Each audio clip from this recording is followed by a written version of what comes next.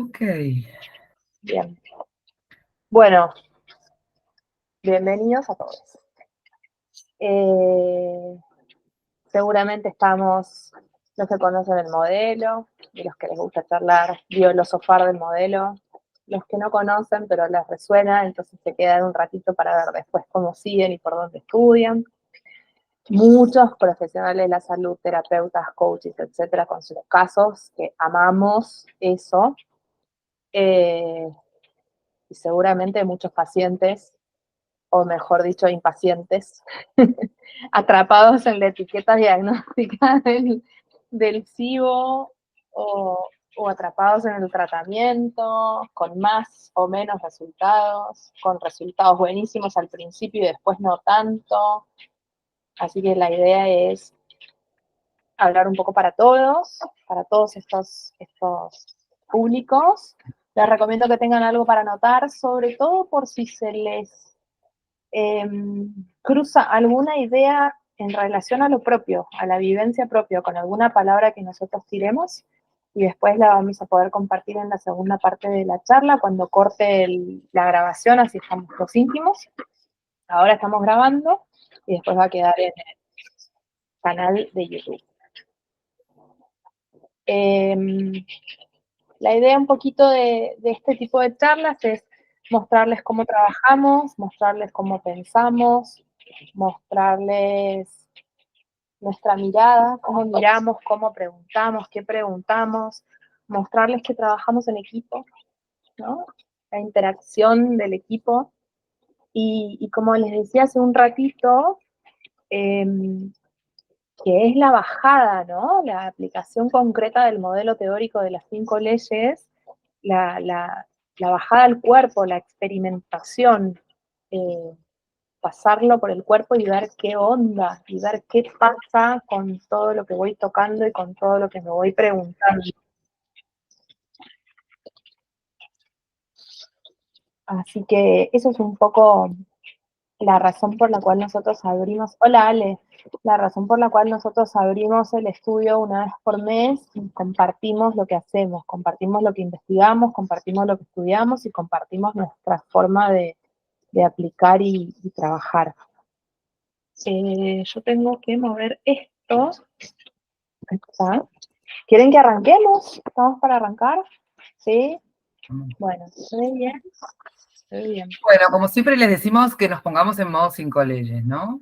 Porque la invitación siempre es que en el próximo hora y pico que estemos en este espacio, eh, miremos todo desde esta forma de interpretar los cambios que ocurren tanto en el cuerpo como en mis comportamientos, ¿no? Feli, te voy a introducir un desafío Sí, a tu neuroplasticidad.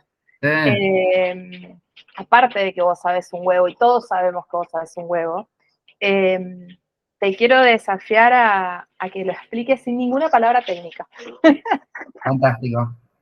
Mm. A ver si podemos explicarlo sin, bueno, o la menor cantidad, sin decir DHS, sin decir palabras técnicas, porque justamente, ¿no? Esto que decíamos, a ver cómo lo podemos bajar, ¿no? Cómo lo podemos transmitir. Y en ese sentido, los estamos usando desde conejitos de indias a ustedes. Así que después dicen a ver qué entienden y qué no entienden. Claro, pero esa es la gran trampa que tenemos los médicos. Hablamos en difícil a propósito para que piensen que estamos diciendo cosas complejas, ¿no? Es mentira. A veces hasta decimos cosas en latín para que digan, oh. Pero bueno, entonces repasamos rápidamente los conceptos que nos dan las 5 leyes, ¿no es cierto? Entonces empezamos por la última, ¿no? El concepto de la biología no se equivoca, la biología no comete errores. Todos los cambios que ocurren ocurren con un sentido y en pos de la supervivencia de ese individuo o ese grupo, ¿sí? Entonces, esa es, digamos, la premisa fundamental. Todos los cambios que yo veo no son ni buenos ni malos, son lo que tiene que ocurrir, ¿sí? Para que yo pueda seguir estando vivo. Los microorganismos, como sabemos, son parte de este proceso actúan en esa segunda parte de esta gran serie de cambios que nosotros dividimos en dos partes, ¿no? Que tiene que ver con la vuelta al equilibrio, con desadaptarme, y respetan tejidos, ¿sí? Eso es algo también para recordar. Respetan tejidos. No pueden actuar todos los microorganismos en cualquier tejido. Esa sería la cuarta ley, ¿no? La tercera ley nos explica cómo los tejidos se van a aportar de acuerdo a la capa que les dio origen, ¿sí? Y esa capa que les dio origen, a su vez, está controlada por si queremos ser así a grandes rasgos, un sector del sistema nervioso central, o cerebro, pero de verdad el cerebro tiene más partes, que dividimos en antiguo y moderno, o viejo y nuevo, ¿no? Y entonces sabemos que algunos tejidos aumentan su función, o aumentan su cantidad de tejido en la fase de adaptación, ¿sí? Cuando la situación está activa, y luego hacen lo contrario, ¿sí? Demuelen ese exceso de tejido y disminuyen su función en la fase esa de vuelta al equilibrio, y lo contrario pasa en los tejidos controlados por el cerebro moderno. Estos disminuyen su función, disminuyen la cantidad de tejido, en la fase de estrés, adaptación, y en la vuelta rellenan, ¿sí? Lo que se perdió. La enfermedad es otra cosa. Bueno, esto tiene que ver con fundamentalmente la premisa principal, ¿no? O sea, nosotros hablamos de enfermedad cuando hablamos de cambios, y esos cambios, como les dije en la quinta ley, son con un sentido. Entonces, cuando decimos la enfermedad es otra cosa que es parte de un programa biológico con pleno sentido, estamos hablando de la segunda ley, ¿no? De esas dos fases que por lo menos desde el punto de vista teórico podemos ver muy bien en procesos agudos, pero bueno, disimulan un poco más en los procesos que llamamos crónicos. Pero básicamente hay una fase de adaptación y una fase de vuelta al equilibrio, ¿sí? Y por último, la psique y el cerebro siempre fueron parte del combo, ¿no? Y esto también es importante recordar, que todos los cambios siempre van a ocurrir a los tres niveles, ¿sí? A nivel de la psique, a nivel del cerebro y a nivel de uno o más tejidos, y que es un combo indivisible, ¿sí? Nunca podemos hablar de un cambio de un tejido sin saber que al mismo tiempo está ocurriendo un cambio en el comportamiento, y también va a haber un foco, un lugar en el cerebro que también está cambiando, ¿sí? Entonces, esas tres cosas ocurren sincrónicamente a lo largo de todos los cambios, ¿sí? Y eso sería la primera ley. Y obviamente que la primera ley, acuérdense, que habla de la activación, ¿no? Esa situación, ese evento, ese instante que genera la adaptación, que puede durar segundos o puede durar un poco más de tiempo. ¿Mm? Bien, más o menos pasé el desafío. Uy, ¿Usé palabras normales?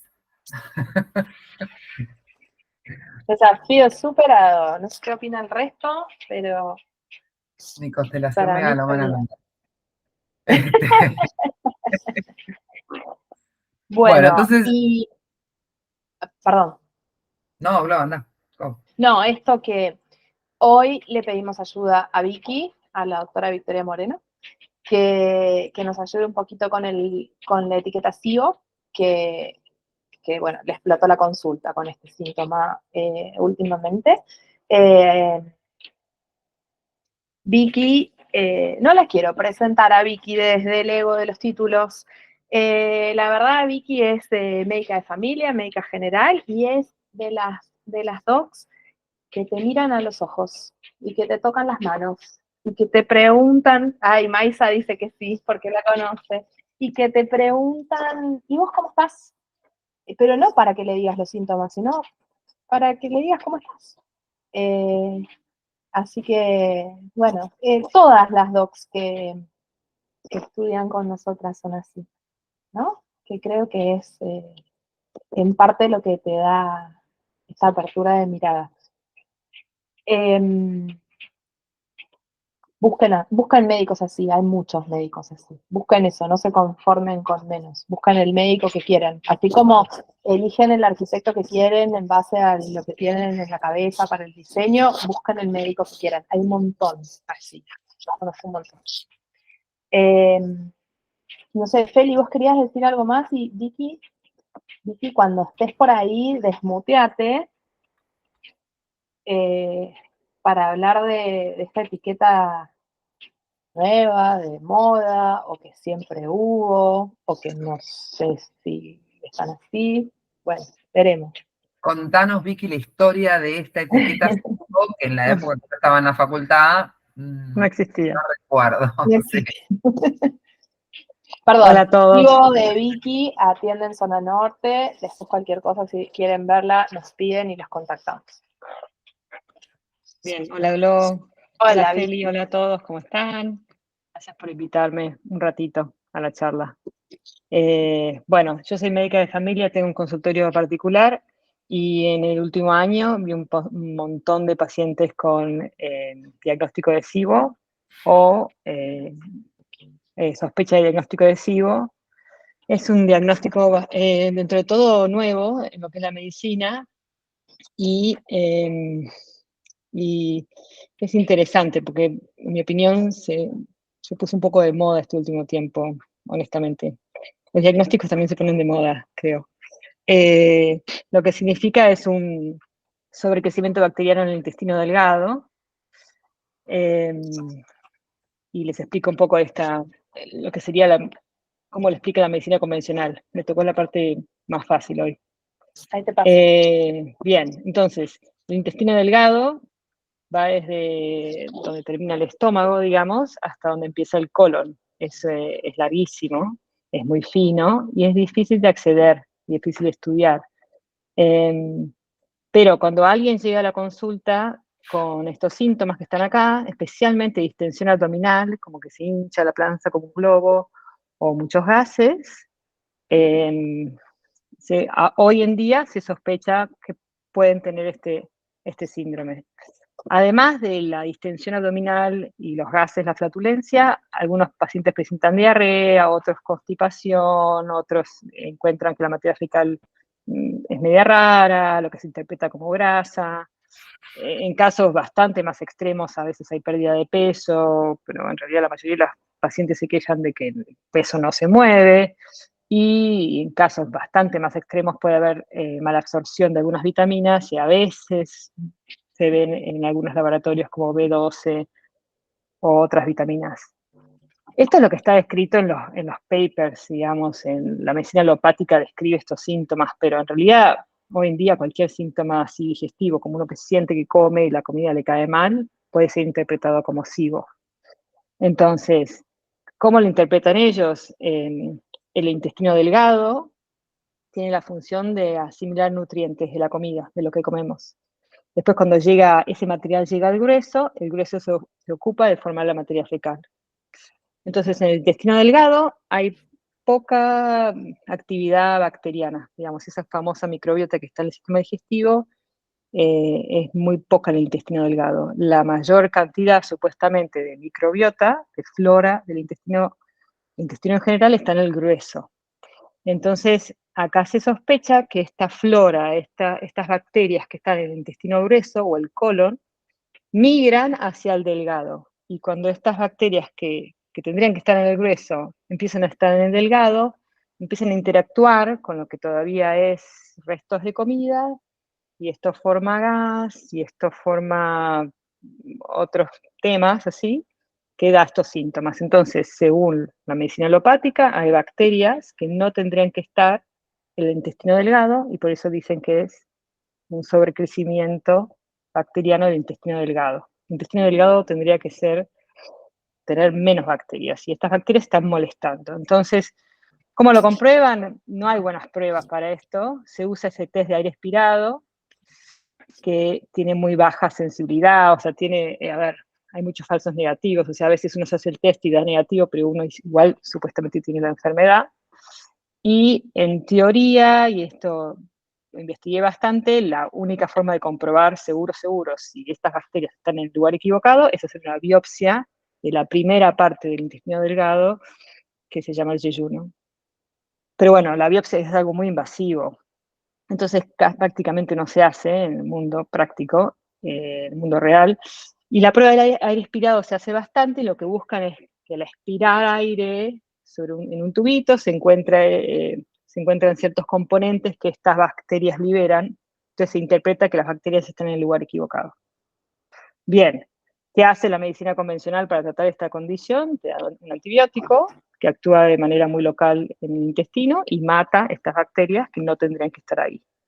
Yo estudié mucha medicina funcional, que es una medicina un poco más alternativa, y en la medicina funcional lo que quieren hacer es asegurarse de que la digestión tenga una dirección correcta para que las bacterias del intestino grueso o el colon no vuelvan hacia atrás. Entonces usan hierbas, y usan probióticos, y usan enzimas digestivas, y trabajan más, quizás más naturalmente, pero con el mismo objetivo, mover esas bacterias de donde no tendrían que estar, digamos.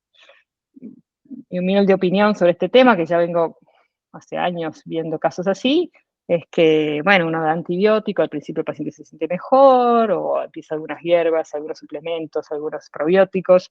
Al principio hay algo de cambio, pero después medio que todo vuelve a suceder otra vez, porque sospecho que el problema de base en realidad no lo entendemos del todo. Esa es mi humilde opinión de lo que veo en la práctica. Así que bueno, eso es en síntesis cómo se explica este síndrome. Gracias, Vicky. Muchas gracias, Vicky. Gracias. Todo esto entonces que ustedes escucharon recién, bueno, es como piensa la medicina convencional, ¿sí? Pero nosotros que en esta hora y pico vamos a ver las cosas con otra mirada, bueno, podemos encontrar muchas cosas ahí que decís, bueno, no, desde los conceptos de este modelo, las bacterias pueden estar por cualquier lado. El tema es que solamente pueden trabajar en aquellos tejidos que les ofrecen las condiciones de trabajo adecuadas y con una señal adecuada del cerebro en el momento de trabajo. Por lo cual esa idea de que una bacteria se escapó y se filtró para otro lado y todo eso, sáquense de la cabeza, porque nosotros básicamente somos bacterias, ¿sí? Entonces, no las pongan nunca del lado del enemigo o del que hace lo que se le canta, porque ninguna de las dos cosas ocurren, no hay una agenda personal narcisista de las bacterias en nuestro organismo, es absolutamente modulado y además las producimos nosotras mismos. Entonces sabemos dónde ponerlas, cuándo usarlas y dónde tienen que ejercer su función. Bueno, perdón, y cómo piensa una persona formada en medicina que tiene la capacidad de cuestionar absolutamente todas las cosas que le transmitieron como dogma cuando empieza a darse cuenta que no está ahí la respuesta sobre las causas, ¿no? Que me pareció lo más lindo de rescatar del relato de Vicky, más allá de la explicación en sí, ¿no? Me sigo cuestionando y me sigo cuestionando porque no responde, porque no termina de resolver, porque no es definitivo, porque esto sigue insistiendo, ¿no? Como les decía, hay muchos médicos que ya están en esta visión. Perdón, Feli. No, lo que pasa es que independientemente de que uno tenga el afán de cuestionarse cosas o no, el mismo consultorio te lleva a decir, no es por acá. Porque cuando uno sistemáticamente ve que sigue el protocolo y que la gran mayoría de las personas recurren, decís, bueno, evidentemente yo no estoy trabajando en la causa, ¿no? Y eso es lo que nos pasa con todos los otros modelos que yo conozco. No son causales. Eso no significa que no aporten cierto alivio, pero es más difícil hacer que una situación se resuelva completamente o con mayor permanencia si yo no voy a actuar sobre la causa, ¿sí? O por lo menos tratar de comprender la causa y buscar estrategias para que esa causa o baje, digamos, sea menos intensa para producir cambios tan notorios en el organismo, porque a veces, bueno, a veces hay cosas que no se pueden resolver completamente, ¿no? Pero por lo menos la podemos como usar esa Vamos a técnica experimentarlo. y bajarlo. Bueno, Bueno, acá les planteo un recorrido literario del bocado que encontré en un libro que estoy leyendo que me divierte mucho, que es La neurociencia del cuerpo, de una investigadora neurocientífica que se llama Nazaret Castellanos, y que justo me encontré con un recorrido muy bien escrito, así que en lugar de explicarlo nosotras, como hacemos siempre, le voy a dar la palabra, o la letra. Dice así: una vez, voy a tachar, mejor dicho, voy a tratar de no leer las cosas más polémicas o las cosas que me hacen ruido. Así que por ahí me edito mientras voy leyendo. Una vez saboreada la magdalena, comienza un silencioso recorrido cuello abajo. Parece decirnos, tú saborea y el resto déjaselo a la naturaleza. Después del deleite inicial que ha tenido lugar al activar las papilas gustativas, la magdalena de Proust comienza a ser masticada. Un ejército demoledor de dientes y muelas hacen el trabajo de trituración y mezclado con la saliva para que el alimento pueda ser absorbido e ingerido. A partir de aquí, la magdalena de Proust abandona su delicadeza y se transforma en un bolo alimenticio, que será digerido por el romántico Marcel Proust. La digestión comienza en la boca y acaba donde ya sabemos. El tubo digestivo mide aproximadamente 9 metros, desde la cavidad bucal hasta el ano. En las mujeres es algo más corto. Una vez que el bolo alimenticio ha sido preparado en la boca para iniciar el viaje corporal, desciende por la faringe, esófago y llega al estómago, donde permanece entre 2 y 3 horas. En esta bolsa muscular, el bolo se mezcla con el jugo gástrico, cuya segregación se activa en el proceso de masticación. Qué importante es masticar bien. Una de las funciones esenciales del estómago es matar los microbios presentes en los alimentos, función que realiza gracias al ácido clorhídrico, el principal agente digestivo. El bolo alimenticio es agitado mediante lentas contracciones hasta convertirse en el quimo, una pasta medio sólida, medio líquido. El quimo, que poco tiene ya que ver con la pomposa magdalena de Proust, sale del estómago para pasar al intestino delgado. En este recorrido de 6 metros de longitud, se mezcla con las secreciones de las glándulas intestinales, la bilis de la vesícula biliar y los jugos del páncreas, ricos en enzimas que transforman los alimentos en sustancias nutritivas. Los componentes de los que está hecho cualquier alimento son ahora tan diminutos que pueden atravesar la pared intestinal y zambullirse en el torrente sanguíneo. El intestino delgado reduce y separa, divide y disuelve, separa lo asimilable de lo descartable. La absorción de los nutrientes en el intestino delgado depende del contacto del quimo con las paredes del intestino. Para aumentar dicha superficie, el intestino delgado cuenta con innumerables pliegues, los circulares, las vellosidades y las microvellosidades, que amplifican la capacidad de absorción en más de 20 veces. Allí se produce la digestión y la absorción. Además, se cumple una importante misión fronteriza gracias a la capa de células que forma una barrera que impide que tóxicos, microorganismos y macromoléculas lleguen al torrente sanguíneo. Bueno, esta barrera está formada por una secuencia de células, esta capa. El tránsito de los nutrientes a lo largo del intestino delgado se hace gracias a un movimiento conocido como peristalsis, que va empujando el alimento a una velocidad de, no sabemos, pero de 2,5 centímetros por minuto. Los nutrientes que no han sido absorbidos en el intestino delgado pasan al intestino grueso. Este tubo, de más de 1,5 metros de longitud, alberga los restos durante días. Allí en el colon, un universo de microorganismos realiza el último rescate de nutrientes. Absorbe una gran cantidad de agua y vitaminas. Principalmente el intestino grueso es el albergue de inmensas colinas de bacterias llamadas microbiota y articula el conocido eje intestino-cerebro. Bueno, esta es investigadora del cerebro, por eso. En el intestino grueso se fermentan las heces y las flatulencias. Aquello que no muestra utilidad para el cuerpo llega al recto, que desemboca en el ano, por donde defecamos. Lo que no eleva la vida vuelve a la tierra. Fin del relato.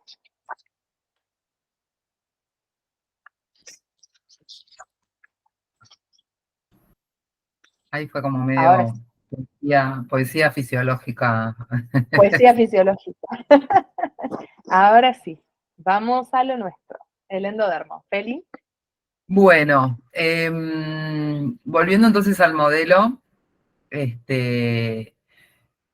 nosotros sabemos que el intestino delgado, como parte del tubo digestivo, tiene un recubrimiento de un tejido glandular, ¿sí? Y como la mayoría de las glándulas, su origen está en el endodermo, ¿sí? En esa capa bien primitiva, encargada de la nutrición y la reproducción arcaica, ¿no? Pero en este caso, la nutrición, ¿no? Como sabemos, el endodermo tiene sus centros de control a nivel del tronco del encéfalo, ¿sí? Aquí. Y ahí luego creo que marcó, bueno, ahí ven en amarillo en un corte sagital, así, el tronco del encéfalo, y después en un corte horizontal se puede ver los distintos centros ¿no? Que obedecen justamente un anillo, y de hecho nuestro tubo digestivo de alguna manera es como un anillo, ¿no? Está bien, se abrió, entonces, pero si lo juntáramos todo, es un anillo. Bueno, entonces, cosas para tener en cuenta a nivel de lo que tiene que ver con los tejidos del intestino. Bueno, fundamentalmente tejido glandular, que tiene que ver con digestión y absorción, ¿sí? Acuérdense que algunas cosas se digieren en el estómago, pero después nosotros tenemos ciertas enzimas y los ácidos biliares que son volcados a la luz del intestino delgado, la primera porción, ¿no? El duodeno. Acá por ahí esto es un poco elevado, pero recuerden que lo que se llama el bulbo duodenal, que sería la primera porción y un pedacito de la segunda, ese se porta distinto. Ese tiene una repitelización, una recubierta que ocurrió y que tiene ectodermo, ¿sí? Pero todo el resto del duodeno, yeyuno, ilion, es endodérmico, tiene una cubierta endodérmica, y después, bueno, tiene la musculatura lisa propia de todo órgano que requiere ser reforzada su función a través de un músculo, ¿sí? De la misma manera que el endometrio tiene al músculo del útero, ¿sí? O sea, básicamente es un refuerzo de la función. Bueno, algo más de esto. Estamos hablando exclusivamente de intestino delgado.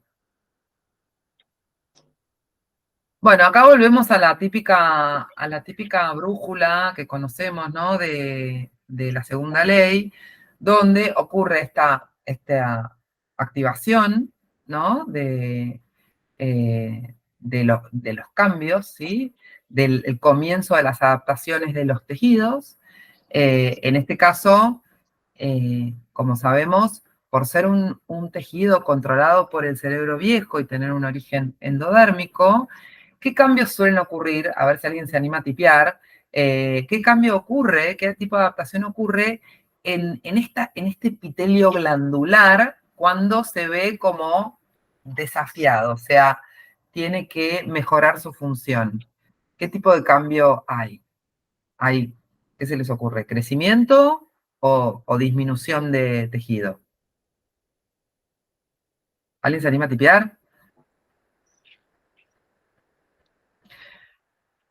Bueno, Está mudo el chat. Ahí está. A ver, una manito. Sí, Vi sí. pasar una manito. ¿Alguien levantó una mano? Acá dice, quiero ver el perro. Hola, bueno.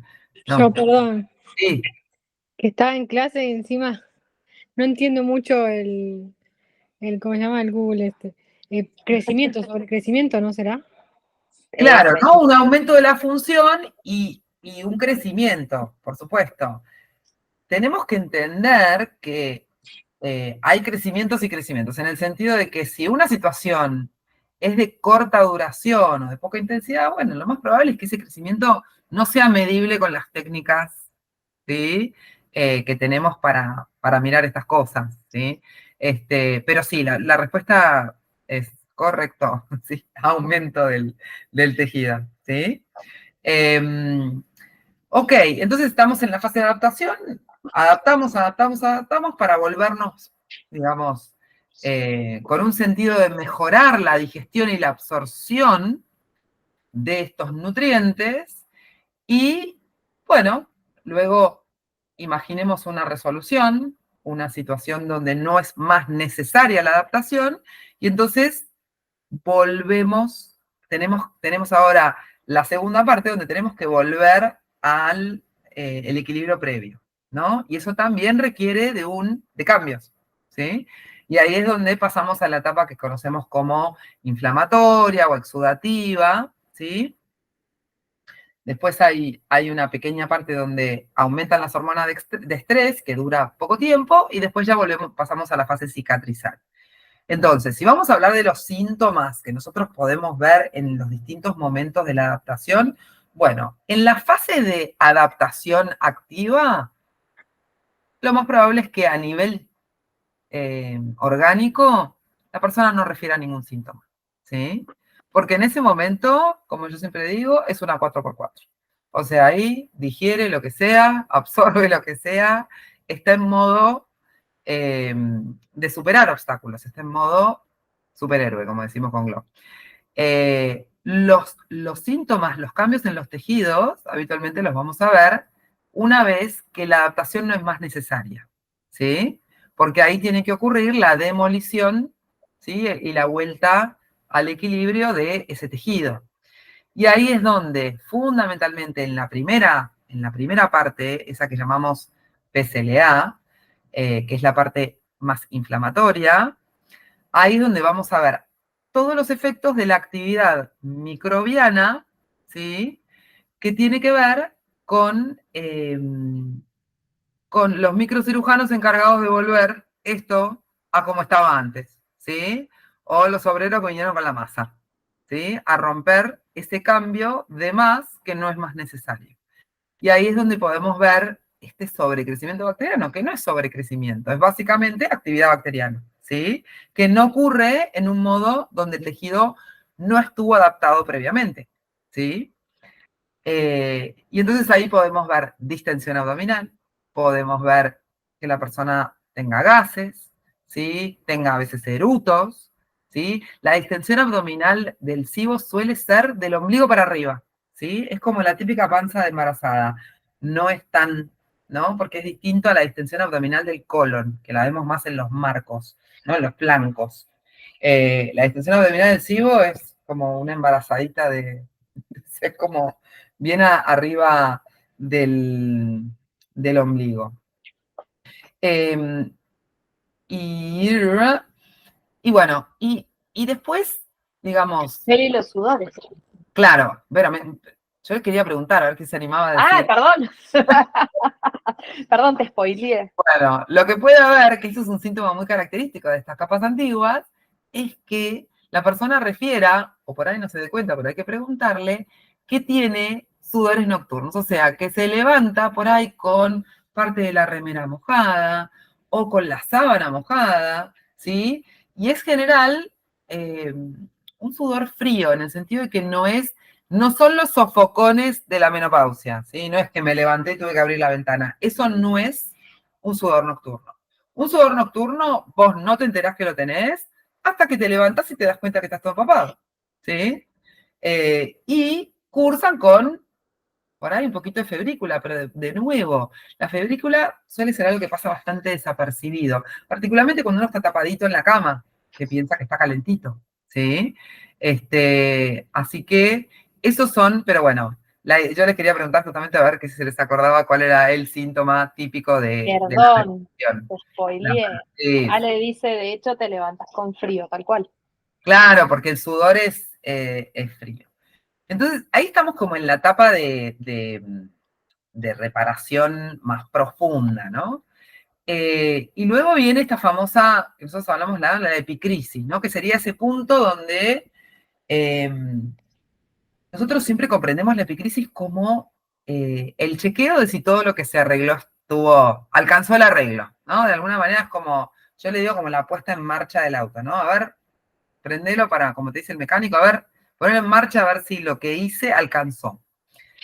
Y generalmente en la epicrisis es donde vemos los síntomas más claros, ¿no? En todo lo que tiene que ver con el tubo digestivo, que son los cólicos, la diarrea, y a veces, si la adaptación fue bastante más intensa, podemos ver vómitos, ¿sí? Entonces, esos son bien claros. O sea, ahí nadie no se da cuenta que está con diarrea, nadie no se da cuenta que siente náuseas y vómitos.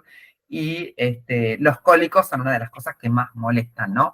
Pero entonces, cuando una mujer o una persona nos cuenta los síntomas, muchas veces nos va a decir, bueno, no, me pasa que tengo más cólicos o me pasa que tengo distensión abdominal y nada más.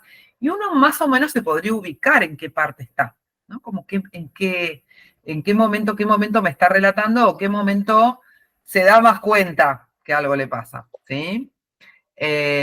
Bueno, una vez superado eso, Perdón. pasamos ya a la fase cicatrizal, donde ya los síntomas disminuyen hasta la normalidad. Pero en la próxima filmina que pone Gloria, es lo que realmente uno ve en SIBO, ¿no? No es que vemos porque por ahí la filmina previa sería un cuadro de gastroenteritis aguda, ¿no? Eso que de repente tuve cólicos, diarrea, listo, se solucionó, listo.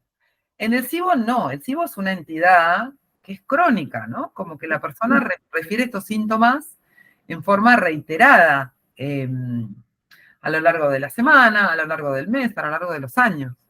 A veces está mejor, a veces está peor. Entonces lo va relacionando con distintas cosas. Nunca se le ocurre relacionarlo por ahí con lo que lo tiene que relacionar, pero, o sí, algunas personas, pero lo que caracteriza a esta etiqueta es la cronicidad. ¿Sí? Entonces, estas otras brújulas que puso Glo serían un poquito más como algo más parecido a lo que se ve, ¿no? En los procesos crónicos, que tiene que ver con, bueno, adapto, reparo, vuelvo a adaptar, reparo un poco, vuelvo a adaptar. Nunca termino de volver al equilibrio, ¿sí? O la otra es adapto, entro en reparación, hago cólicos, vuelvo a entrar en reparación, tengo diarrea, vuelvo a entrar en inflamación. O sea, son como dos caras que en la clínica se pueden ver parecidos, ¿no? O sea, esa idea de que los síntomas van y vienen, a veces tengo momentos de calma, pero nunca como termino de estar 10 puntos. Bueno. Básicamente es, como decía mi maestra, el ser humano es el único animal que tropieza todo el tiempo con la misma piedra, ¿no? Estas variantes de brújula, que también es un modelo súper teórico, pero como para ver esto, porque el programa no corre one shot y nos quedamos y nos quedamos y nos quedamos. Bueno, la ley más hermosa. Bueno, en relación a esto, a ver, cuando yo estaba en la facultad, el intestino delgado era estéril, ¿sí? No había bacterias. Después empezó a aceptar que había cierta microbiota, pero a mí me interesa, por lo menos desde esta mirada, que les quede claro que no hay lugar estéril en el organismo, y eso es buenísimo. Que nosotros tenemos, digamos, todas las bacterias que necesitamos y somos capaces de producir más, que generamos las bacterias que necesitamos para el momento que necesitamos que trabajen, y eso las deja confinadas a un sector. No es que pueden mandarse para el lado que se les ocurra, sino que tienen que respetar. A ver, tienen que trabajar bajo ciertas condiciones, es lo que digo siempre, ¿no? Entonces, si el tejido no les ofrece las condiciones, no van a poder hacer su metabolismo, no van a poder hacer su trabajo. Yo me acuerdo cuando empecé a estudiar este modelo, que lo primero que hice fue, me explotó tanto la cabeza esto, porque yo tenía un concepto de que la sangre era estéril, por ejemplo, ¿no? Que me fui a buscar a ver qué decía la literatura más moderna oficial en relación a si la sangre era estéril. Y ya había trabajos que mostraban que las personas sanas tienen colonias de bacterias en la sangre. Entonces yo decía, bueno, ok, esto tiene sentido, ¿no? Entonces muchas veces pensamos que tenemos algún sector del cuerpo sin bacterias. Olvídense, gracias a Dios tenemos todas llenas de bacterias, ¿sí? Lo que pasa que están la famosa microbiota normal, que tiene que ver con el trabajo habitual cotidiano, y a veces hace falta como un equipo especial. A veces tienen que venir los SWAT, a veces tienen que venir los SEALs, a veces tienen que venir. ¿Por qué? Bueno, porque la adaptación que se hizo fue de la misma manera que Gloria llamara a distintos equipos según el tipo de trabajo que se tenga que hacer en esa obra, ¿no? Y el tipo y la intensidad, la complejidad del trabajo y todo eso. Entonces, esas bacterias que nosotros llamamos patógenas, realmente son las que son el equipo especializado, son las que llaman cuando las otras no sirven para ese trabajo, ¿se entiende? Entonces, al revés, para mí las patógenas son las mejores, patógenas, entre comillas, ¿no? Ojo y cerebro también. Yo tengo entendido que, bueno, a ver, el ojo y el cerebro son continuación, o sea, se supone que el ojo es una prolongación del cerebro, aunque tiene otras capas también. Yo tengo entendido que el cerebro justo no, pero es algo que tengo que revisar. O sea que, en todo caso, si Alejandro estás ahí y vos tenés un concepto en relación a eso, decinos qué opinás. Si en el cerebro hay actividad microbiana. Estoy hablando de digamos, por dentro de las meninges, ¿no? No está, Ale se fue. Bueno, mientras agregar este concepto que leí en el libro de la investigadora que me encantó, la señora no hace 5 leyes, pero lo tomó igual. Aceptar la cuarta ley es un acto de humildad. No somos autosuficientes, ¿no? Es como empezar a acomodar por ahí, las bacterias vienen a cumplir algo que sin ellas no se podría cumplir. Entonces, este acto de humildad que tenemos que hacer para aceptar y poder comprender y seguir adelante con la información de la cuarta ley. Tengo entendido que ambos son estériles, únicas unidades selladas en el organismo. Sí, con el ojo no estoy tan convencida porque el ojo tiene otras capas, ¿no? Que no son solamente. Pero con el cerebro es una excelente pregunta. Voy a tratar de encontrar fuentes que me certifiquen que lo del. Porque la barrera hematoencefálica también es algo para cuestionar. Todas las barreras en el cuerpo son cosas para cuestionar. Fíjate. Es así. Porque eso viene de una teoría, nos estamos metiendo en algo más complejo y ahí Gloria se enoja, pero, pero viene de una teoría que es uno de los pilares de la medicina oficial o del modelo alopático, que es la teoría celular de Virchow, ¿sí? Que comprende al organismo formado por unidades, ¿no? Que son estas cositas que llamamos células. Bueno, eso no es tan así. Esa teoría no es real. Es una teoría, pero no es aplicable al modelo de seres vivos. Entonces, cuando uno empieza, claro, uno empieza a cuestionar esas cosas, bueno, se caen algunos conceptos que estaban construidos sobre esas teorías, ¿no? Pero cuando sacas ese pilar decís, bueno, pero entonces este concepto lo tengo que reevaluar. Entonces el tema de la barrera hematoencefálica es algo para reevaluar, porque yo creo que no existe ninguna barrera realmente en el cuerpo, sino que somos más como geles y cambiamos y nos volvemos un poquito más sólidos, un poquito más líquidos de acuerdo a la necesidad, pero no hay verdaderas divisiones en el cuerpo. ¿Se entiende? O sea, por ahí hay cargas, momentos de cargas, donde hay más carga positiva o más carga, pero tenemos que pensarnos más como algo más electromagnético que algo material. Entonces ahí, bueno, sí, yo puedo hacer una barrera electromagnética, pero no es una barrera material, ¿sí? Bien.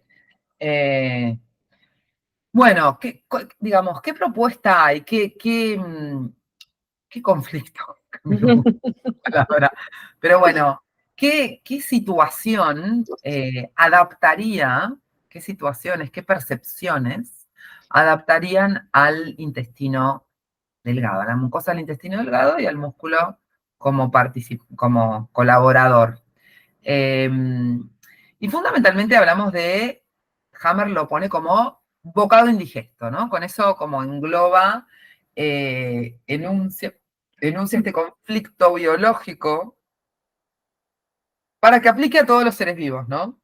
Cualquier bocado indigesto, ¿sí? Podría generar o genera una adaptación a nivel de la mucosa del intestino delgado con total sentido, ¿no? O sea, si yo quiero absorber algo que me cuesta absorber o digerir, bueno, que yo aumente la función del intestino, tiene sentido, porque eso me permite digerir y absorber ese bocado. Entonces ahí Gloria puso la palabra aceptar, asimilar, discriminar. Recordemos que, como leyó en el texto que leyó Gloria, el intestino delgado se encarga de absorber aquello que sí me sirve y descartar eso que no me sirve, ¿no? Entonces tiene cierta tarea de discriminación entre lo que va y no va. Por otro lado, absorber lo que nutre, ¿sí? Y acá yo creo que es uno de los motivos, el absorber lo que nutre es una frase clave, creo yo, en la sociedad actual y por qué estamos viendo tanto SIBO. Yo sospecho que mucho del SIBO que estamos viendo tiene que ver con esto, con esta frase, absorber lo que nutre. Y por otro lado, bueno, puso contrariedad, ira, ¿no? Entonces, si hablamos desde el lado de la alimentación, ¿no? Absorber lo que nutre, una de las situaciones o percepciones que puede activar una adaptación en el intestino delgado es la creencia de que hay alimentos que me pueden hacer mal. Hay alimentos que son tóxicos, ¿sí? O que me falta cierto alimento. ¿Les suena que todas las cuentas de Instagram de hoy hablan de eso? Todas las cuentas de Instagram es falta el probiótico tal o esto no lo comas porque es el alimento del cáncer. ¿No es cierto? Entonces, todos estamos permanentemente rodeados por una percepción de que esta maravilla de la naturaleza, ¿sí? No tiene capacidad de transmutar las cosas, no tiene capacidad de lidiar con la intoxicación, si lo queremos llamar así. O sea, nada, todo esto de chicos es marketing. O sea, Feli, no te enojes, te va a dar SIBO. me enojo porque Te va a dar SIBO. entonces, básicamente, yo creo que me agarra como una mí alguna cosa cuando veo todas las cuentas hablando de qué alimento es bueno y qué alimento es malo. Y si yo lo retrotraigo 10 años atrás, el discurso era otro. Y si lo retrotraigo 10 años atrás, el discurso era otro. Y saben que dentro de 10 años van a decir que no, que lo que te hace bien realmente es eso. Y yo les puedo decir que después de haber recorrido todo este camino de estudiar alimentación y todo eso, les puedo decir que lo que les hace bien es sentarse y disfrutar de la comida. O sea, eso les hace bien. Les hace bien. Ahora vamos a entrar Bueno, en esa pero parte. básicamente, esa es una de las situaciones. Perdón que me vea. No, pero es muy bien. Feli lo que acaba de hacer es un mix que está buenísimo, porque siempre pasa entre el primer orden y el segundo orden, ¿no? En lugar de irnos ya directamente a esa situación que me contaron en la cena, está mezclando como alimento como primer orden, alimento con una etiqueta que ya es, ¿no? Segundo orden, y encima lo incorporo con esta idea y me parece súper, súper acertado. Nada, para agregarte simplemente esto, ¿no? Que estamos hablando de un momento en el proceso, ¿no? De un momento de clasificación con énfasis en lo que sirve. Adentro de algo que parece que no sirve, ¿no? O de terminar de aprovechar lo que sirve, de que siempre va a haber algo para terminarle de sacar a la cosa y una vez que la termino de sacar la suelto porque tiene que seguir su curso, ¿no? Me estoy a propósito poniendo metafórica para que lo puedan ver en el doble nivel de lo que pasa con el quimo en sí y lo que pasa con la vida también, ¿no? Es una clasificación con énfasis en qué voy a sacar de todo esto que aparentemente es una porquería, qué voy a absorber que me nutre. Y esto tan importante también que muchas veces por ahí el proceso no, mejor dicho, lo indigerible del bocado es que viene envuelto en una cantidad de ira que parece que la ira parece como indigerible como la celulosa, no sé. Eso es como no me lo termino de tragar nunca, ¿no? Toda la ira que está encerrada alrededor de la situación es lo indigerible. Y Hay una nosotros cosita más. sí. No, hay sí, una cosa más que. No, porque yo les hablaba del tema del alimento, pero después por otro lado está la situación de destrato, ¿no? La típica frase de no me molestó lo que me dijiste, me molestó cómo me lo dijiste. Bueno, a eso iba, a las frases, ¿no? Ese es intestino delgado. Y nosotros les vamos a tirar unas y después cuando cortemos la grabación vamos a abrir más, pero está buenísimo porque Feli me había anotado un montón de situaciones, de frases que nosotros decimos de esto me cae mal, esto me cae como el culo, perdón mi francés, ahora vamos a hablar de Tengo francés. atravesado esto. No, Eh, no son frases populares, ¿no? Como de alguna claro, manera se sabe que el intestino y la parte, digamos, tanto delgada como gruesa, es la que lidia con estas situaciones de destrato, que lidia con estas contrariedades, que lidia con estas hostilidades, con estas broncas, ¿no? Ya digamos, las abuelas lo sabían, porque está en en el dicho cotidiano, ¿no? claro. En esa sabiduría popular de las mismas frases. Bueno, es que es esa teoría de que las 5 leyes nosotros las tenemos adentro. Y ahora las estamos volviendo a sacar, pero está completamente impreso. Me habías anotado, Feli, esto no lo acepto, esto no lo tolero, esto no te lo puedo dejar pasar, fundamental. Mm. Eh, bueno, y después, como dicen en francés, tu me fais chier, me haces cagar, ¿no? O sea, cuando te enojas con alguien, en francés le decís tu me fais chier, me haces cagar.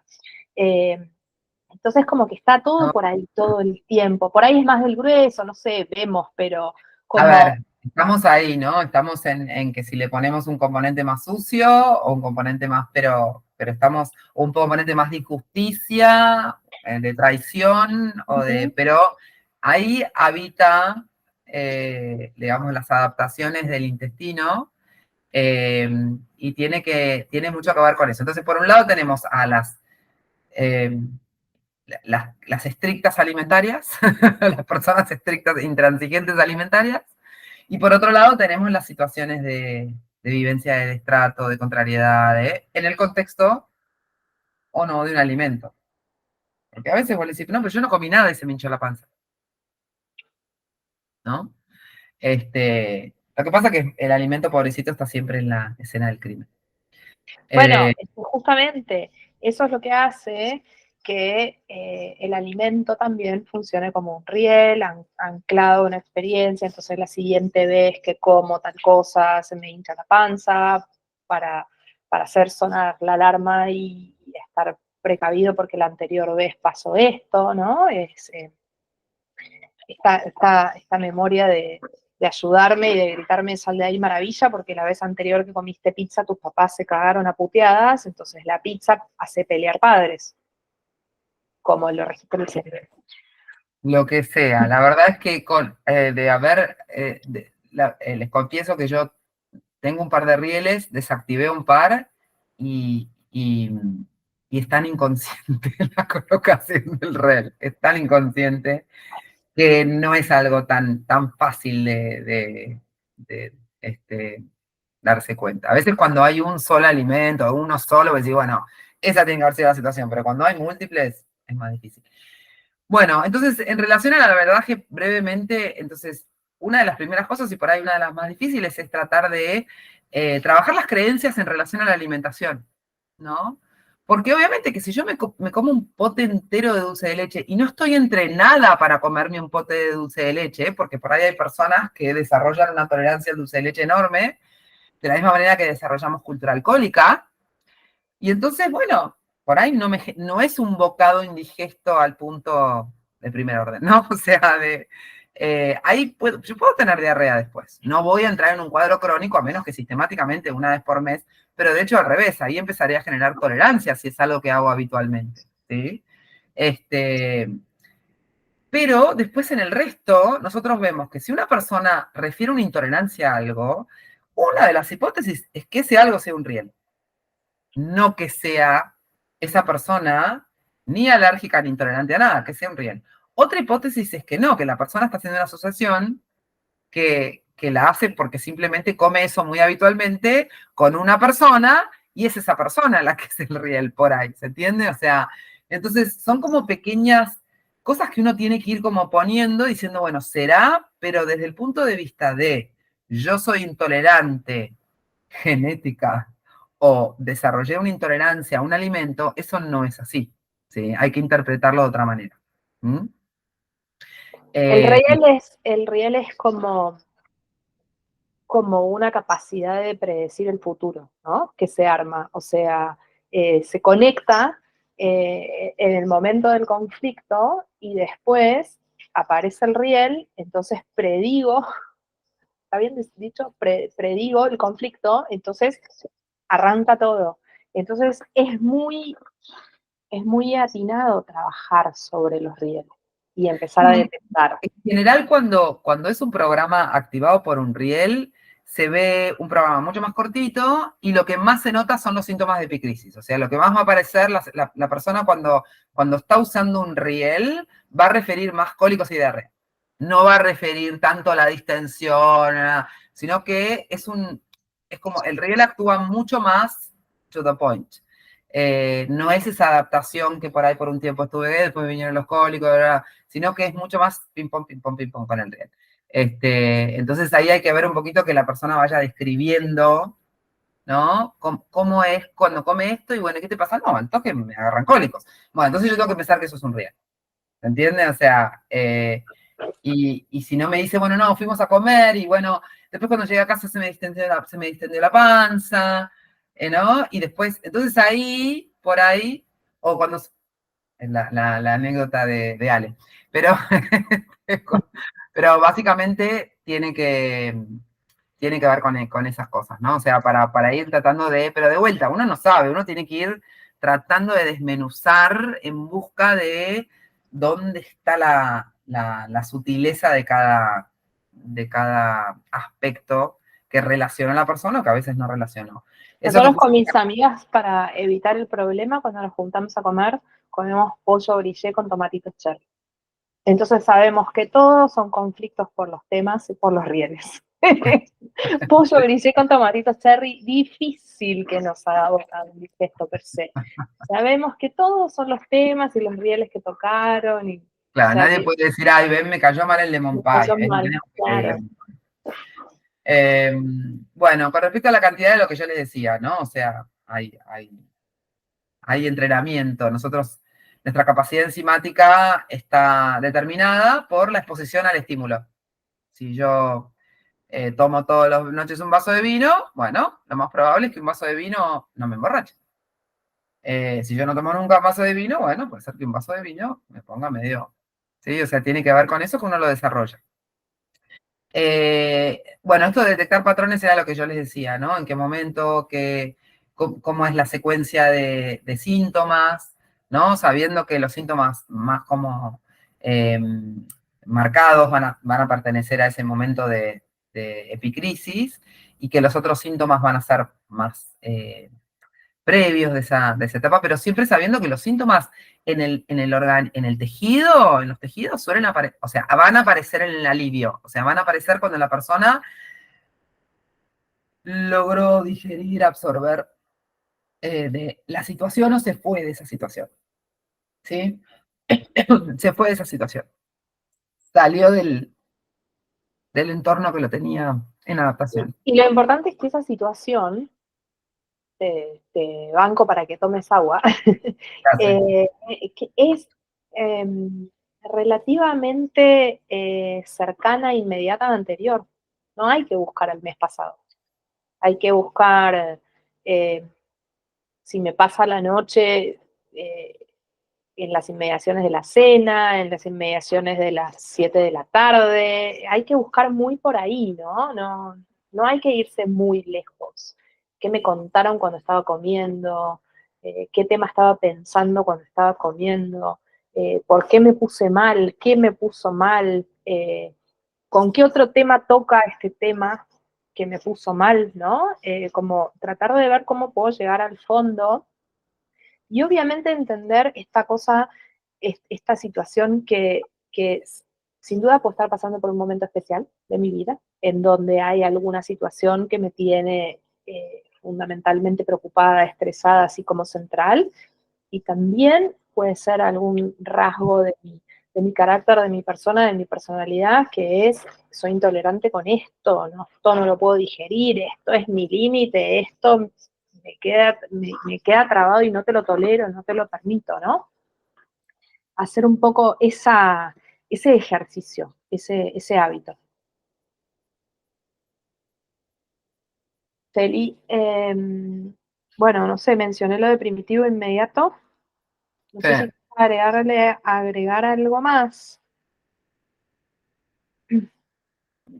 No, yo creo que no, a ver, no está mal decirle a una persona que si quiere que haga una dieta un poco más de comida natural y todo eso, ¿no? Pero la idea es que eventualmente esa persona deja de pensar que pierda esa creencia de que el alimento es la causa, ¿no? O sea, y seamos capaces de encontrar las situaciones que hacen que se adapte, ¿no? Bueno, Este, es esto, justamente. Es muy, con intestino es muy fácil probar el modelo con intestino por la inmediatez de los síntomas, porque no es que hay otros tejidos que tardan un poco más a veces en aparecer los síntomas, y entonces uno tiene que hacer memoria para atrás. Con el intestino es bastante chucha. O sea, ¿no? Como que entonces está bueno decir, uy, se me hinchó la panza, uy, ¿qué pasó? O sea, ¿de qué situación me salí? ¿Qué me estaba pasando en esa otra situación? ¿No? ¿O qué percepción cambió? ¿No? A ver si podemos ir a encontrar después qué lo... Pero primero buscando qué me relajó, ¿no? Porque eso es lo más fácil. ¿Qué me tranquilizó? Ok, después puedo ir a buscar qué me estresó. Pero primero tengo que ver de dónde me salí. Porque tengo el síntoma tan cerca de la solución de mi adaptación o del final de mi adaptación en ese momento que lo puedo buscar relativamente rápido. Bien. Y acá el experimento que habíamos propuesto con Gloria siempre era que, bueno, que obviamente los invitamos a probar y verificar el modelo, porque es la única forma de dejar de pensar que estamos rotos, que el cuerpo nos quiere matar, que hay células locas que tienen una agenda personal también que busca matarnos y ese tipo de cosas, que los bichos son los malos de la película, hay que poner cosas para limpiar en todos lados. También quitar el foco en la alimentación y que la alimentación está bien, la alimentación tiene muchas cosas, ¿no? En el sentido de que es un momento donde nos juntamos, es un momento de peleas, pero también de cosas positivas. Y entonces dejar de pensar que es la alimentación la que me intoxica, que dejar de volverse muy ortoréxicas con la alimentación, sino que básicamente hacer lo que dicen muchos otros médicos, ¿no? Que es oler el alimento, fijarme si es lo que tengo ganas de comer, si no es lo que tengo ganas de comer, bueno, lo guardo como otra cosa, evitar las dietas, todo, y bueno, nada, y saber que la vida sana pasa por otro lado. O sea, y que también nosotros, entre comillas, estamos sanos. Porque si nosotros consideramos que la enfermedad son cambios, entonces todo el tiempo estamos cambiando y volviendo, todo el tiempo. Lo que pasa es que son cosas que pasan desapercibidas, ¿no? Pero yo he hablado con una paciente sobre que estaba llegando tarde al consultorio porque no le había frenado el colectivo, ¿no? Entonces llegó tarde porque no le había frenado el colectivo. Y yo aproveché para preguntarle que me contara todas las cosas que le habían pasado en ese momento. Le digo, bueno, ¿y qué te pasó? ¿Y qué pensaste en ese momento? No, primero me quedé dura porque no podía creer, porque estaba tardando años y cuando lo freno, no frena. Y entonces, todas las cosas que, bueno, en ese momento en que el colectivo, que ella ya estaba muy justa, no paró, ella tuvo un shock, ¿se entiende? O sea, y empezó a hacer cambios, ¿no? ¿No? Y cuando llegó, el consultorio estaba como que estaba agotada, ¿entendés? O sea, y como súper, y todo el estrés que había pasado, bueno, seguramente había adaptado tejidos, y ahora estaba volviendo, ¿sí? Eh, Imagínate la cantidad de veces que cambiamos, adaptamos y volvemos en el día con las cosas que tenemos que hacer, ¿sí?